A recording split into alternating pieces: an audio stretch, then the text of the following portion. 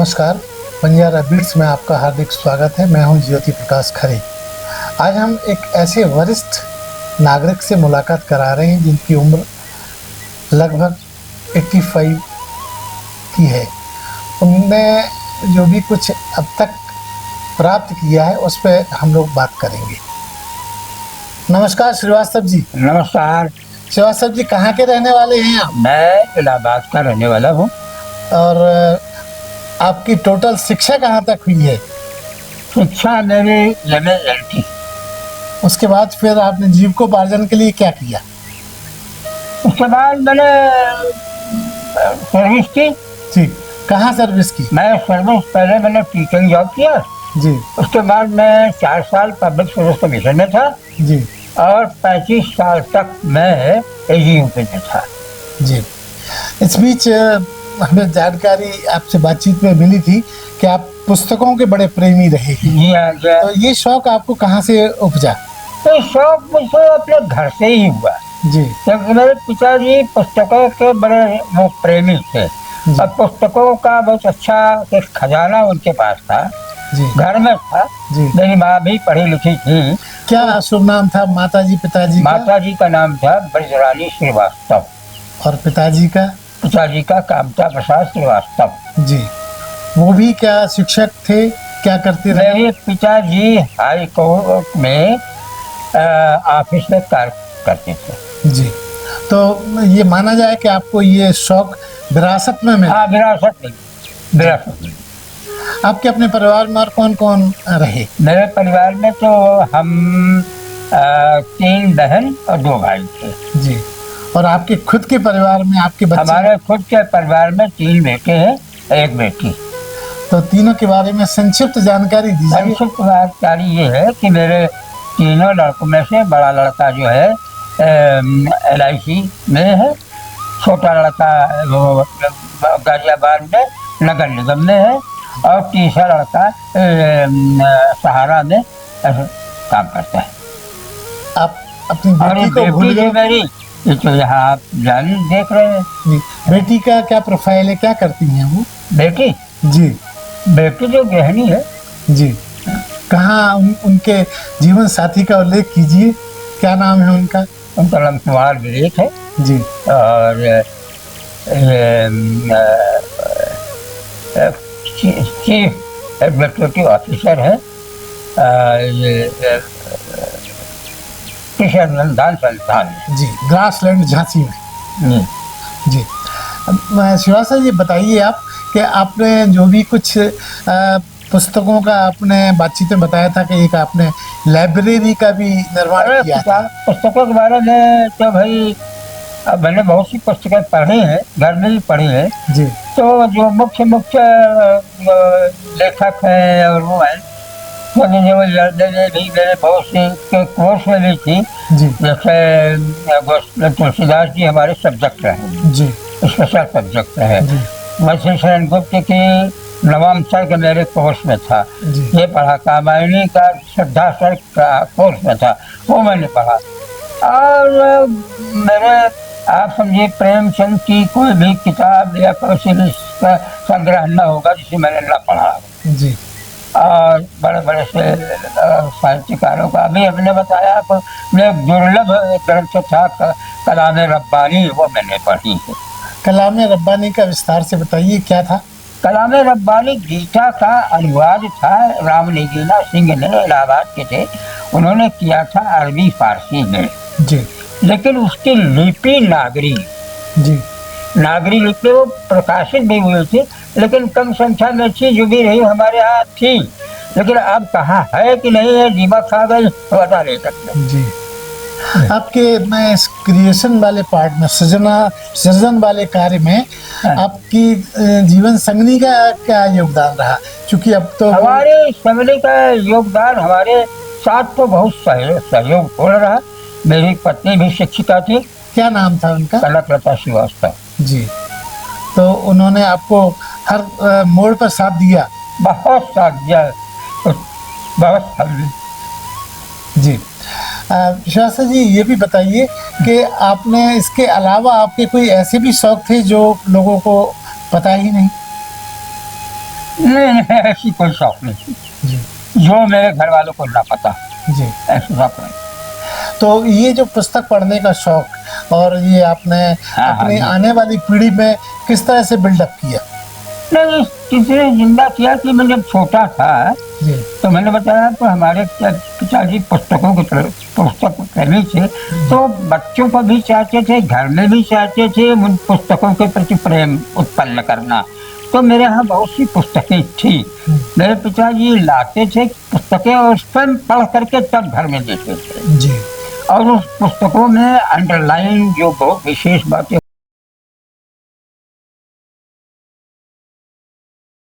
होती थी करके देते थे।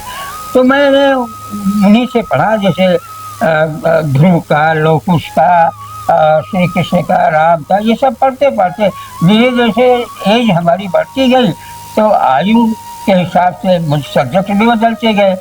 तो कहानियाँ प्रेमचंद की, सुदर्शन की, शरद चंद्र की पढ़ते गए और महाभारत और रामायण, इन सबको तो खैर हमारे घर में बहुत ही प्रसार था ही, और हम लोग पढ़ते लिखते रहते। श्रीवास्तव जी, बातचीत में बताया गया कि आपकी विजन, आपकी जो दृष्टि है वो आहिस्ता आहिस्ता कम होती गई। हाँ। ये कब से शुरू हुआ? ये हम रिटायर हुए उसके बाद थोड़ी थोड़ी कम होती गई। कब रिटायर हुए आप? हम 2002 में रिटायर हुए। तो उसके बाद फिर आपके इस पुस्तक पढ़ने वाले शौक पे असर आया होगा? नहीं, असर तो आया लेकिन मुझे कुछ असर नहीं पड़ा। वो कैसे?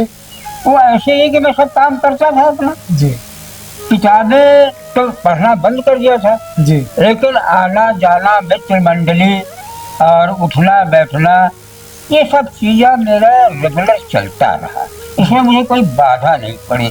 मैं जब रिटायर हुआ तो उसके बाद इनके यहाँ भी, अपनी लड़की के यहाँ भी आता था, जी। और लड़कों को लखनऊ में रहते थे उनके यहाँ आता था, जाता था, अपने घर में भी रहता था। तो बहुत तरीके से शांतिपूर्वक मेरा व्यतीत। ये मुझे जानकारी दी गई है, पता भी है कि आप टेलीफोन पे भी सुनकर आप पुस्तकों को पढ़ते थे, सुनते थे। हाँ हाँ, वो क्या था? तो क्या ये था कि देखिए, अब मैं देख तो सकता नहीं था, जी मतलब मेरे विजन देख सकते थे लेकिन हम पढ़ नहीं सकते। पढ़ने से।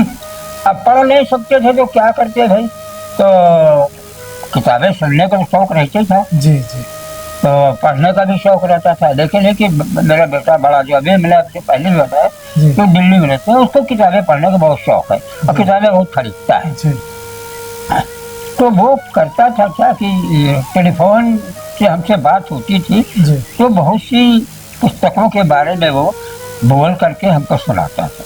अच्छा अच्छा तो अभी लेटेस्ट मैंने आपको बताया, गुलमंद शाह की किताब मैंने पढ़ा, सुनाई उसने, जी और रामायण की कथा सुनाई, नरेंद्र कोहली की सुनाई। जी जी और बहुत यद्यपि मैंने बहुत सी पुस्तकें मैंने पढ़ा रखा था, जी लेकिन अभी समय के साथ साथ विस्मृतियाँ भी तेज होती गई, जी तो कुछ अब उसको सुन लेते हैं, कोई नई नई चीजें पैदा हो गई। उसके बाद लिखने की बात आई, मैं लिखना भी बड़ा संभव नहीं था, जी। कैसे लिखते, तो मैंने अपनी बेटी से कहा जी कि भाई मैं टेलीफोन से बोलूं और तुम उसको लिखो।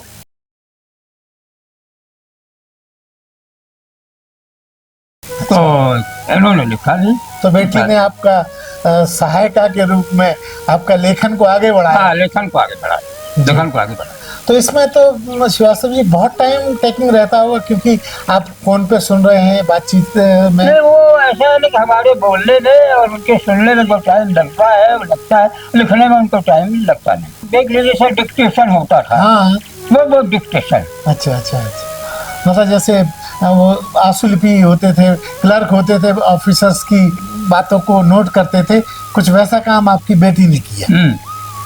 तो अब तक आपने कितनी जानकारी अपनी बेटी को मुहैया कराई?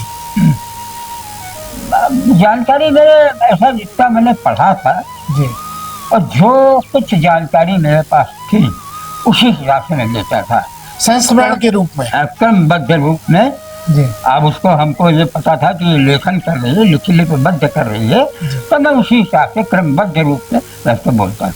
अब जबकि आप 85 ईयर्स ओल्ड हैं, 85 साल के हो गए हैं, हाँ जी है। और क्या नया करने की ख्वाहिश रखते हैं? ख्वाहिश तो देखिए अनंत है, उनकी बात में क्या कहूँ। मेरी ख्वाहिश केवल ये रहती है कि किताबों के बारे में मुझे कुछ जानकारी, लेटेस्ट किताबों के बारे में जी, जानकारी मिलती रहे, जी उसको मैं अपने बेटे से ले लेता हूँ। और जो बहुत सी ऐसी चीज़ें होती है जिसको मुझे नोट कराना होता है, मैं अपनी बेटी को नोट करा लेता हूँ। आपकी बेटी का नाम क्या है? मेरी बेटी का नाम है श्रीमती ज्योति श्रीवास्तव। तो वो आपके लिए ज्योति का काम कर रही है। ज्योति का काम कर रही है। उन्होंने अपने नाम की सार्थकता को बनाया। हाँ, इनका नाम इनकी माँ ने रखा था। जी।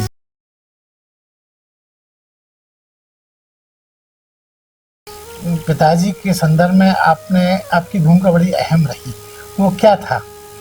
पिताजी को के संदर्भ में मेरी भूमिका अहम तो क्या, मैं ये कहूँगी, हम चारों भाई बहनों का ये प्रयास होता है कि पिताजी को किस तरह से हम लोग इंगेज रखें, ऐसा कि जो उनको पसंद आए।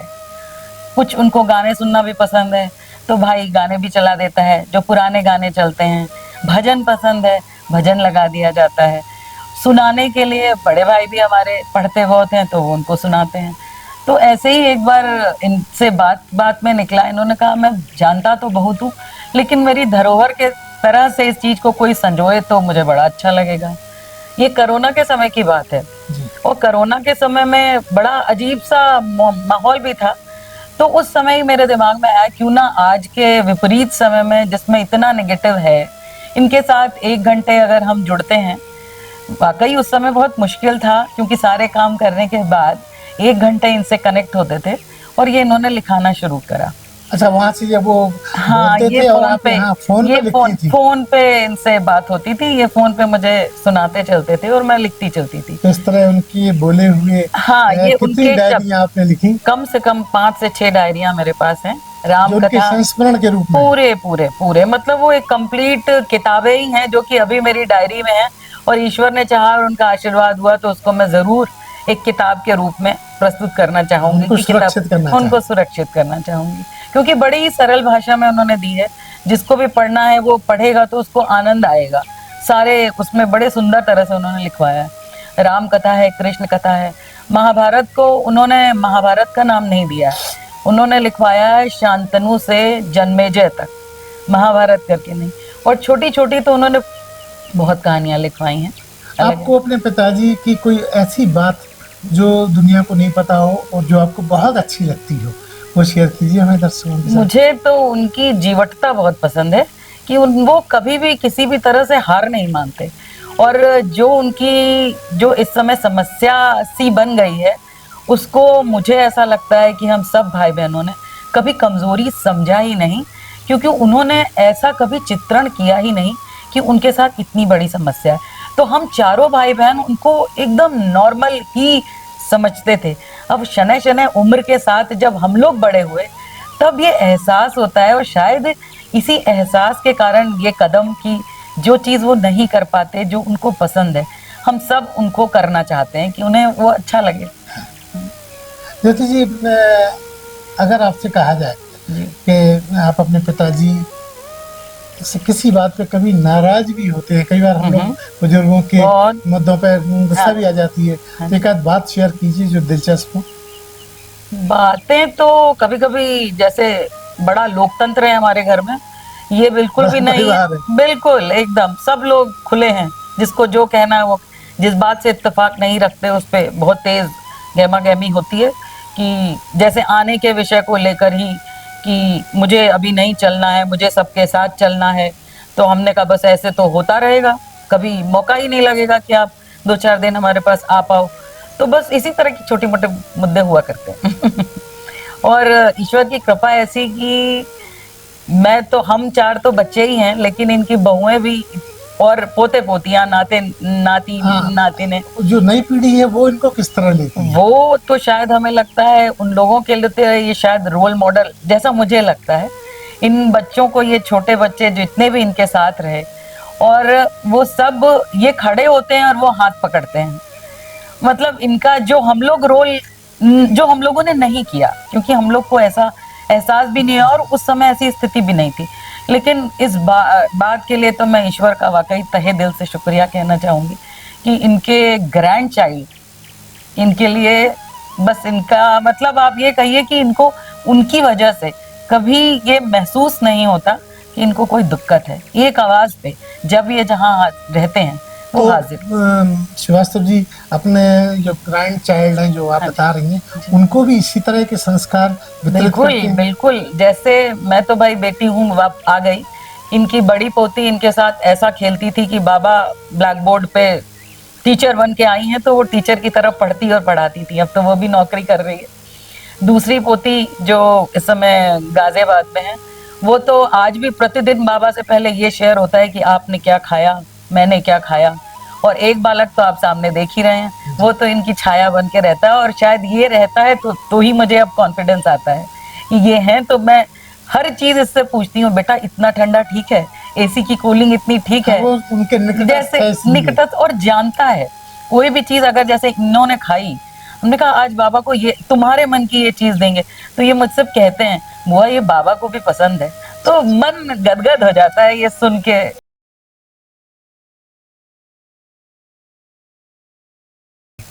श्रीवास्तव जी, अब जब इसके अलावा आपका कोई घूमना, टूरिज्म, तीर्थों पे, क्योंकि लोग जाते हैं, हाँ, कुछ वैसा मूड रहा है?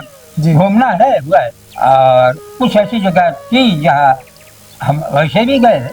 जी, हाँ, जब तक टेलीविजन काम करती थी मैं जी। जाता रहा, आता रहा जी। और सब कुछ करता रहा। कोई ऐसी चीज नहीं थी जिसे मैंने नहीं किया। आज भी आपकी क्या दिनचर्या रहती है, सुबह से उठने से लेके रात तक सोने तक? हमारे दर्शकों को विस्तार से बताएं। मैं सुबह उठता हूँ लगभग 4 बजे।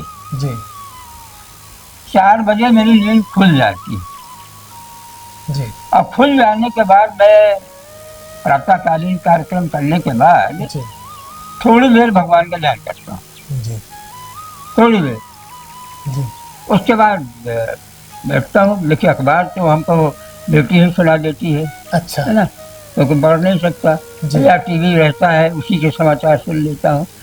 उसके हमें बाद बताया गया कि आप ट्रांजिस्टर के बड़े शौकीन हैं, हर शादी हो सकता है। हाँ, तो आज भी आप उससे हाँ, अपनी ट्रांजिस्टर में बगल इच्छाएं में पूरी रखता कर हूँ। लेते हैं। और ट्रांजिस्टर में मैं जैसे प्रातःकालीन जो सभा होती है, जी। भजन है और शास्त्रीय संगीत है, ये सब सुनता हूँ। दोपहर में समाचार है और विभिन्न भारती के कुछ कार्यक्रम है जो हमें अच्छे लगते हैं, वो सुनता हूँ। आज की पीढ़ी तो सोशल मीडिया है, मोबाइल से कनेक्टेड है। क्या कहना चाहेंगे कि वो वाला दौर आपका ज़्यादा अच्छा था कि आज जो चल रहा है? देखिए दौर के हिसाब से तो मैं कहूँ तो मुझे पहले वाला दौर ज़्यादा अच्छा लगता है, क्योंकि हमने पहले, मैं अपने दौर के समय की बात कर रहा हूँ जी, जी, कि पहले भी मैं रेडियो सुनता था, घर में रेडियो था तो सुनता था। जी, टीवी नहीं था, टीवी जब से आया तब से टीवी देखता रहा, लेकिन अब टीवी भी मैं नहीं देखता। जी। सुनते तो होंगे? सुनते हैं, जी। सुन लेते हैं। आपका और बहुत सी जो जैसे रिकॉर्ड जो टेप किए हुए कंपनीज के हैं वो सब रखते रहते हैं, जब चाहते सुन लेते हैं।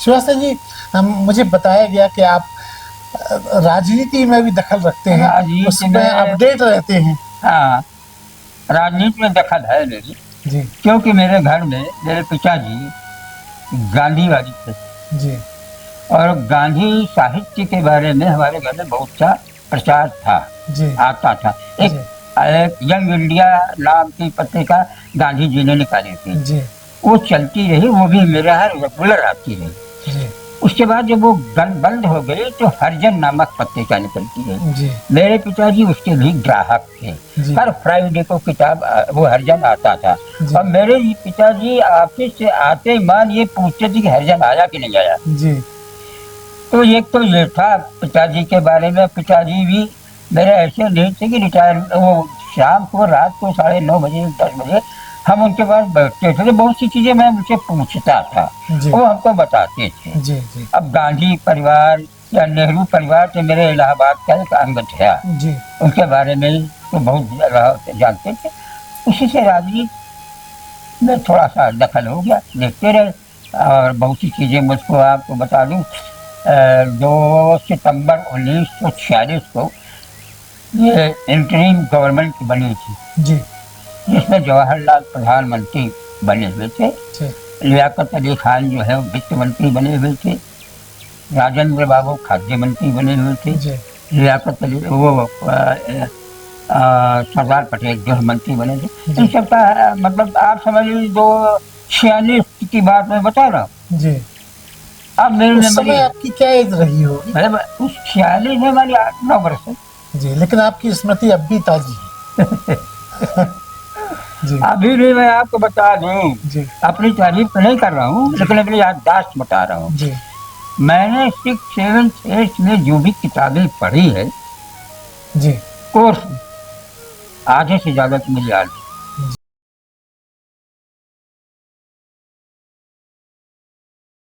अब मेरे साथ जो लड़के पढ़ते थे क्लास में, उनसे 50% लड़कों का नाम मुझे अभी भी याद है। अच्छा, आपके सहपाठियों का? हाँ, पढ़ते थे। अच्छा अच्छा। हमारे एक मित्र जो हमारे मोहल्ले में रहते हैं हमारे साथ, 5 बरस से मेरा उनका साथ है। अब आज भी प्रतिदिन वो मुझको फ़ोन करते हैं, मैं उनको फ़ोन करता हूँ जी प्रतिदिन। और एक मेरे मित्र और हैं जो हरियाणा में रहते हैं, वो भी फ़ोन करते हैं, बात करते हैं। दोनों के नाम का उल्लेख कीजिए। नाम एक जो है महेंद्र नाथ तिवारी है, जो अच्छा हमारे इलाहाबादी में रहते हैं, जी और जो एक जो निगम SP निगम, सूर्य प्रकाश निगम, जी। जो हरियाणा में रहते हैं। जी। एक आपके साथ अवधेश निरंतर संवाद बनाए रखा है उन्होंने। हाँ आज आप अब तक आपके साथ उनका निरंतर संवाद है? हाँ, संवाद है। जी। श्रीवास्तव जी, एक बड़ा महत्वपूर्ण सवाल, हाँ। लोग एक बहुत इम्पोर्टेंट सवाल पूछ रहा हूँ हाँ, बोलिए। प्रोग्राम के अंत में, कि अगर आपसे ये पूछा जाए हाँ। कि आपका अगला जन्म हो, हम्म। तो क्या आप इसी स्वरूप में आना चाहेंगे या कुछ और नया मॉडिफाइड होके आना चाहेंगे? मैं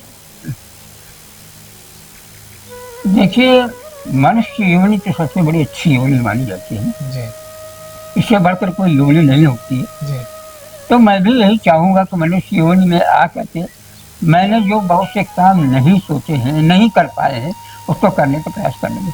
तो मैं चाहूंगा कि उन काम का आप उल्लेख करें अभी।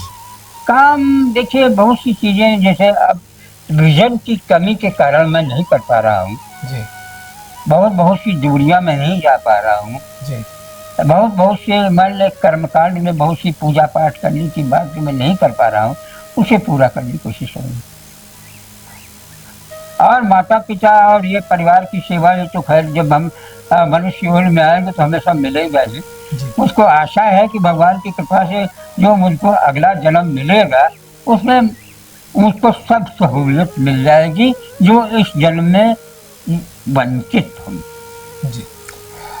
क्या लगता है आपको कि आपकी ये ख्वाहिश है, हाँ।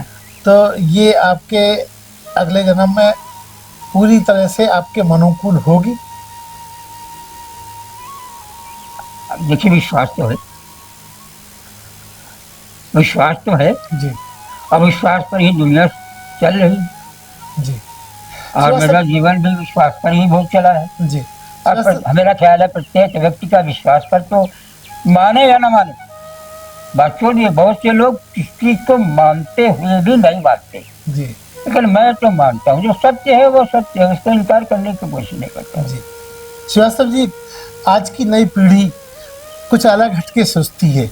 हैं? वो आज की नई पीढ़ी जो है, हाँ। उसका सोचने का अंदाज अलग हो गया है। हाँ, तो उसके लिए आप अपनी उम्र के और उसके तजुर्बे के आधार पे हाँ। उसे क्या संदेश हमारे चैनल के माध्यम से मैं देना चाहें? अपने विचारों के अनुसार से, प्रैक्टिकल होने से, गृहस्थों में जीवन व्यतीत होने के हिसाब से, मैं अपने नए लोगों से यही अपेक्षा करता हूँ, अपने को बताता हूँ, कहता भी हूँ कि भाई, जो संस्कार और जो परिवेश हम लोगों को मिले हैं वो बहुत ही मूल्यवान है, और मूल्यवान संस्कारों को अगर आप सुरक्षित रहोगे तो आपका जीवन भी सुलभ रहेगा, आपका समाज सुलभ रहेगा, और आपका राष्ट्र भी सुरक्षित रहेगा। तो ये थे सतीश चंद्र श्रीवास्तव जी, जो अपनी उम्र का सारा निचोड़ कहें, सारांश कहें, बंजारा बीट के साथ, बंजारा बीट के दर्शकों के साथ शेयर कर रहे थे। बंजारा बीट से बात करने के लिए श्रीवास्तव जी बहुत बहुत धन्यवाद। धन्यवाद आपको कि आपने इतना कष्ट किया और मुझ जैसे नासीज आदमी को अपने इतना महत्वपूर्ण काम कराए। धन्यवाद आपका बहुत। जी नमस्कार।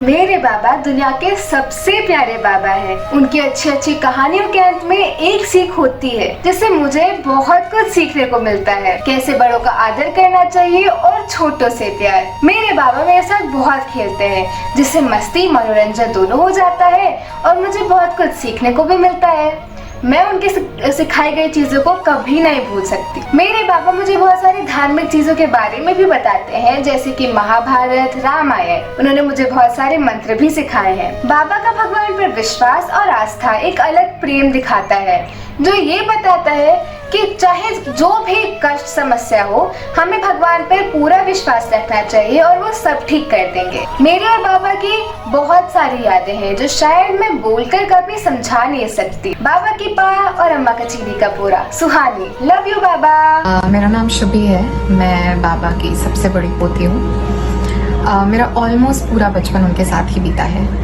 तो there are a lot of memories that I will always cherish, so I share two. तो पहले तो मुझे बचपन में से टीचर बनने का बहुत शौक था, तो स्कूल से आते मैं खाना वाना खा के और साड़ी पहन के टीचर बन जाती थी। बाबा यूज्ड टू ना ओनली स्टूडेंट, तो पढ़ाती थी उनको, फिर बीच बीच में डांट भी पड़ जाती थी उनको कि अच्छा आपने होमवर्क नहीं किया है। फिर अटेंडेंस भी होती थी, फिर कभी कभी दादी को भी ले आती थी कि आप भी बैठिए, तो दोनों लोगों की अटेंडेंस होती थी। सो वो पूरा टाइम ही बहुत ही मज़ेदार था। Then there is one more memory. So जब भी बाबा अपने फ्रेंड्स के साथ बाहर जाते थे तो मुझे हमेशा पता था कि किसी के साथ भी बाहर जा रहे हैं, वापस आएंगे तो काले हाथ तो नहीं आ रहे हैं, मेरे लिए कुछ तो आ रहा है। तो कभी चिप्स आ रहा है, कभी चॉकलेट आ रहा है, बट कुछ तो आना ही था। तो जैसे ही दरवाज़ा खुलने की आवाज़ आ जाती थी, हमारा कमरा ऊपर था, भागती हुई मैं सीढ़ियों से नीचे आती थी कि अभी बाबा आ गए, अब कुछ मिलेगा। तो that used to be the case every time. तो कुछ ऐसी मेमोरीज हैं जो बिल्कुल ही हटके होती हैं और आपको हमेशा याद रहती हैं। स्टोरीज तो सबने सुनी है उनसे, मैंने सबसे ज़्यादा सुनी है क्योंकि मैं दिन रात सुनती थी। तो मैं दादी और बाबा के बीच में लेट जाती थी एंड अब बाबा स्टोरी सुनाइए, तो बाबा सुना रहे हैं, बाबा ने एक सुनाई, फिर दूसरी सुनाई, फिर तीसरी सुनाई, फिर और सुनाई बाबा। तो बाबा थक जाते थे एक पॉइंट के बाद, कहते थे भाई मैं कितनी सुनाऊंगी, अब पलट के तुम सुनाओ मुझे, तुमने क्या सीखा। I use to be blank every time, I think नहीं आप ही सुनाइए। But those were not only stories, वो सिर्फ स्टोरीज ही नहीं थी, देयर वर मैसेजेस जो आज तक हमें याद है और आई थिंक हम कहीं ना कहीं उसको फॉलो करते हैं। तो he is the backbone of our family and I can't express what he is for me, but yeah, everything. My name is Vamika Chitravansh and today I am going to talk about my Nana. तो जब लोग थोड़े old हो जाते हैं, उनकी energy कम हो जाती है, बाल कम हो जाते हैं, वो चीज़ें भूलने लगते हैं। But not are Nana, he is ageing in reverse. उनकी energy while he talks is unmatchable. He remembers days, dates, minutes, even seconds, everything. Never forgets anything. And of course his luscious thick hair, जो अब young लोगों के भी नहीं होते हैं। Generally grandparents अपने grandchildren के लिए proud होते हैं, but we take equal pride in being his grandchildren. कभी भी कहीं भी कोई ऐसा क्वेश्चन या सिचुएशन आता है जो हमें नहीं पता होता है, किसी को नहीं पता होता, जब गूगल पे भी आंसर्स नहीं मिलते हैं तो हमको पता होता है that there is one person जिसके पास सारे आंसर्स होंगे। Our whole childhood is made up of the stories he told, the way he told the stories, his vocabulary, articulation in every language. शायद हमने भी उन्हीं से सीखा है। So now whenever we talk, जब कभी उस पर कॉम्प्लीमेंट्स मिलते हैं, पहले स्कूल में, फिर कॉलेज में, अब ऑफिस में, ग्लोबल मीटिंग्स में, तो compliments are praise for us but a testament to him. तो आई थिंक इतनी सारी बातों को अगर मैं समराइज़ करूँगी तो he is the sun, he hold us together, we revolve around him, basking in his energy, knowledge and warmth. My name is Vidushi and Nana is my maternal grandfather And I want to start by saying that Nana has been an essential part of our lives growing up. Growing up, we always used to look forward to visiting him so that he could tell us stories.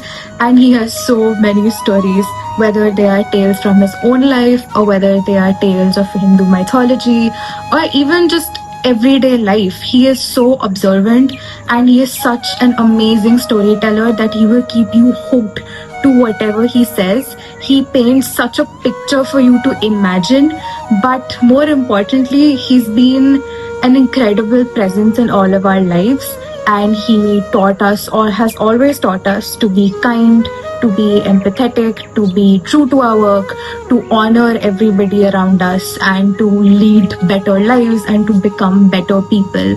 And again, we are so lucky to have him, and I am so lucky to be his granddaughter, and it's a privilege to know him, and just a blessing to be in his life. बाबा के साथ रहना मेरे जीवन का सबसे बड़ा सौभाग्य है। उनकी बातें अनुभव का खजाना है, उनका स्नेह की ताकत है और उनके साथ रहना किसी आसपास कम नहीं है और उन पर प्रभु श्री राम की कृपा सदा बनी है। मैं चंद्रेश हूँ। I want to say a few words about Nana ji. You know, I've known him for a shorter time than the rest of the family, but honestly, ऐसा लगता है जैसे मैं उन्हें हमेशा से जानता हूँ। He has this aura, a very warm and positive energy. कोई से पहली बार मिलता है and just speaks for 10 seconds, then instantly that person feels so comfortable, so warm, so welcome.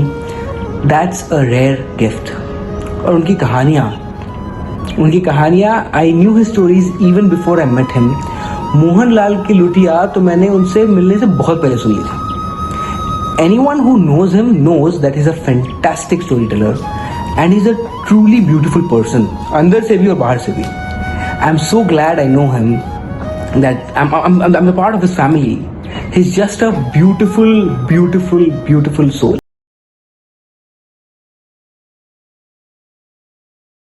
Banjara beats एक एकेडमिक इन्फॉर्मेशन देने वाला चैनल है, इसको सब्सक्राइब करना ना भूलें।